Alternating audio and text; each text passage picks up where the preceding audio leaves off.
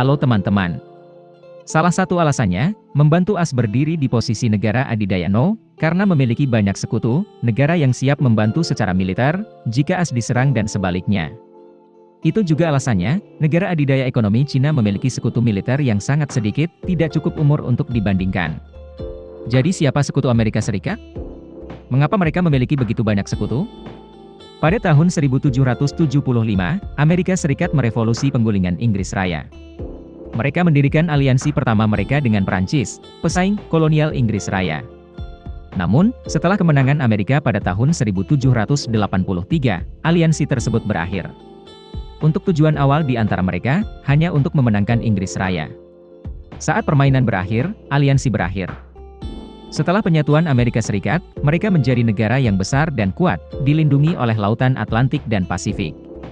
Jika sebuah negara ingin menyerang Amerika Serikat, mereka harus menyeberangi lautan ribuan mil, yang secara logistik akan sulit. Belum lagi, ketika dia tiba, dia tidak yakin akan kemenangannya. Karena itu, sejak Inggris mundur, tidak ada negara yang berani menyerang Amerika Serikat lagi. Dan mereka juga mengejar kebijakan kemerdekaan, tidak ada sekutu selama hampir 160 tahun. Pada tahun 1941, Jepang adalah negara pertama yang menyerang armada AS di Pearl Harbor, Hawaii. Peristiwa ini benar-benar mengubah pikiran Presiden Amerika. Mereka menyadari bahwa lautan luas bukanlah tembok pelindung yang kokoh. Jadi mereka mulai membentuk aliansi dengan Inggris Raya dan Uni Soviet, melawan Jepang dan poros. Amerika Serikat dan sekutunya, berjuang bersama dan mengalahkan musuh. Namun, setelah Perang Dunia Kedua, situasinya berubah. Amerika Serikat dan Uni Soviet menjadi dua kekuatan besar. Satu gunung tidak bisa memiliki dua harimau. Mereka mulai bersaing untuk mendapatkan tempat nomor satu. Untuk mencegah pengaruh dan penyebaran komunisme dari Uni Soviet, Amerika Serikat membentuk aliansi dengan 11 negara lain, antara lain Kanada, Islandia, Inggris Raya, Prancis, Belgia, Portugal, Belanda, Denmark, Norwegia, Luxembourg, dan Italia. Bersama-sama mereka membentuk NATO. Ada kesepakatan bersama di antara mereka, jika ada musuh yang menyerang anggota, itu juga menyerang NATO. Dan anggota bertanggung jawab untuk memberikan bantuan militer satu sama lain. Dengan kekuatan militer yang unggul, Amerika Serikat menjadi pemimpin NATO. Dan negara-negara peserta tampak yakin, tidak takut akan serangan musuh. Mayoritas anggota mengizinkan Amerika Serikat untuk membangun pangkalan militer di wilayah tersebut, membantu membentuk garis pertahanan pertama melawan Uni Soviet. Selain Uni Soviet, Amerika Serikat juga memperhatikan ancaman dari Asia Timur. Secara khusus, pada tahun 1948, Korea Utara menjadi negara komunis. Pada tahun 1944, Cina adalah yang berikutnya. Dengan demikian, Amerika Serikat menjalin aliansi sendiri dengan 6 negara lain, termasuk Jepang, Korea Selatan, Taiwan, Filipina, Australia, dan Selandia Baru. Untuk menunjukkan kesediaannya membantu sekutunya, dari tahun 1950 hingga 1953, Amerika Serikat mengirim pasukan untuk membantu Korea Selatan, melawan Korea, yang didukung oleh Cina dan Uni Soviet. Sejak itu, musuh-musuh Amerika mengerti bahwa menyentuh junior mereka itu gelisah. Taiwan akan menjadi contoh berikutnya di masa depan. Selain itu, Amerika Serikat juga memiliki aliansi dengan 21 negara Amerika Latin lainnya, di bawah Perjanjian Rio 1947. Pada dasarnya, Perjanjian Rio mirip dengan NATO, ketika satu negara diserang, anggota lainnya akan membantu. Saat ini, hanya ada 18 anggota, termasuk Amerika Serikat.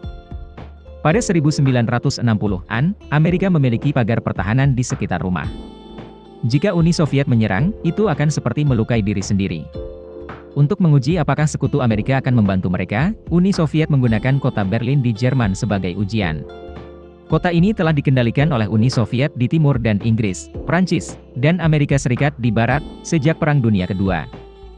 Pada tahun 1961, Uni Soviet meminta negara-negara NATO untuk pergi. Sebaliknya, Amerika Serikat dan sekutunya menarik pasukan ke dalam konfrontasi tersebut.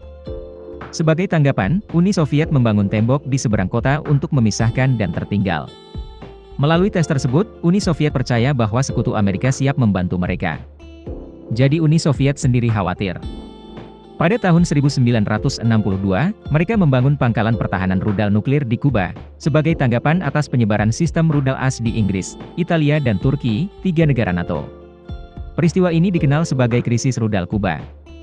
Pada tahun 1991, Uni Soviet telah hancur dan saingan Amerika Serikat sudah tidak ada lagi. Mereka menjadi satu-satunya negara adidaya di dunia. Namun, bagi NATO, muncul pertanyaan, apakah itu harus terus ada? Sebagian besar pemimpin Eropa dan Amerika, yang mendukung kelanjutan NATO, bertujuan untuk menjaga keamanan di kawasan itu. Pada tahun 1999, NATO memiliki 3 anggota lagi, negara yang terpisah dari Uni Soviet, termasuk Polandia, Republik Ceko dan Hongaria. Mereka mulai ikut campur dalam konflik di luar wilayah anggotanya, seperti membom pasukan Serbia selama Perang Kosovo. NATO juga membantu AS menginvasi Afghanistan pada tahun 2001 dan Irak pada tahun 2003. Saat ini, organisasi tersebut telah berkembang menjadi 30 negara. Namun, ketika musuh mereka pergi, aliansi mulai melemah. Ketika Amerika Serikat meminta anggotanya untuk membelanjakan 2% dari PDB untuk pertahanan, sangat sedikit negara yang melakukannya dengan benar. Padahal para presiden AS selalu menegaskan kesiapannya untuk membantu sekutu saat mereka membutuhkannya. Melihat kelemahan tersebut, kedua negara musuh AS itu mulai bereksperimen untuk melihat apakah NATO masih bisa sama. Yang pertama adalah Rusia yang menginvasi Georgia pada 2008 dan Ukraina pada 2014. Kedua negara dijadwalkan bergabung dengan NATO. Serangan ini memiliki banyak tujuan, termasuk mencegah mereka bergabung dengan NATO dan menguji respons AS dan sekutunya, untuk melihat apakah mereka membantu negara-negara kecil ini atau tidak. Amerika Serikat memprotes dan mengirimkan bantuan kedua negara yang diinvasi oleh Rusia. Namun, karena mereka belum menjadi anggota NATO, intervensi dibatasi. Berikutnya adalah Cina, yang terus membangun kekuatan militer yang kuat dan gudang rudal yang besar, yang mampu menguasai wilayah Laut Cina Selatan. Mereka mengajukan klaim 9 garis putus-putus, yang melanggar kepentingan negara lain, termasuk Taiwan dan Filipina, 2 sekutu AS. Selain itu, menurut beberapa pejabat AS, Cina mungkin akan segera mengirim pasukan untuk menyerang Taiwan di masa depan. Peningkatan kekuatan militer Cina juga melemahkan kekuatan Amerika di Asia. Dengan perkembangan situasi saat ini, AS menghadapi banyak ujian. Mungkin, dunia harus menunggu, apakah mereka akan membantu sekutu bertindak atau tidak. Video berakhir di sini. Terima kasih semua untuk menonton dan menyukainya. Jika menurut Anda videonya bermanfaat, beri kami suka dan berlangganan saluran untuk mendukung kami. Sampai jumpa dan sampai jumpa lagi.